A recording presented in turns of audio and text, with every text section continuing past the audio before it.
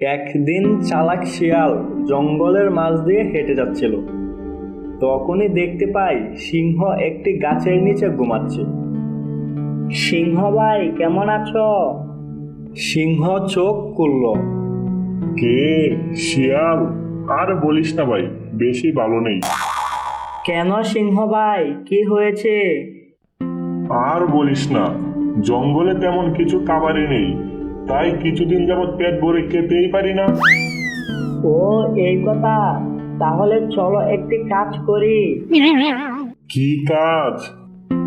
তুমি আর আমি মিলে চাষবাস শুরু করে দেই, তাহলে তুমি পেট ভরে খেতে পারবে। আচ্ছা, তাহলে চল। সিংহ শিয়ালের কথায় রাজি হয়ে গেল। তারা দুজন চাষবাস শুরু করে দিল। প্রথমে তারা ধান চাষ করলো। কিছুদিন পর ধান বড় হয়ে গেল। সিংহ ভাই, তুমি ফসলের উপরের অংশ নিবে না নিচের অংশ নিবে? আমি নিচের অংশ নিব। সিংহ শিয়ালের চালাকি না বুঝতে পেরে নিচের অংশ নিয়ে চলে আসলো।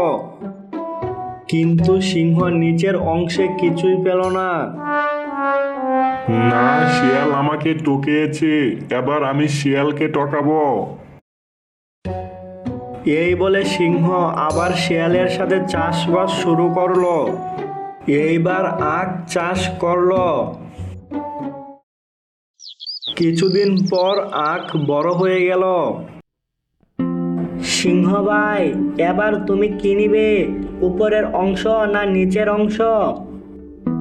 আগে নিচের অংশ নিয়ে আমি টকেছি, এবার উপরের অংশ নিয়ে আমি শিয়ালকে টকাবো। এই বলে সিংহ উপরের অংশ নিয়ে চলে আসলো। কিন্তু এবারও উপরের অংশে কিছু পেল না। সিংহ এবারও টকে গেল। সিংহ শিয়ালের চালাকি বুঝতে পেরে শিয়ালের সাথে আর চাষবাস করেনি। বন্ধুরা, এই গল্প থেকে আমরা এই শিক্ষা পাই যে অতি চালাক কারোর সাথে বন্ধুত্ব না করাই ভালো।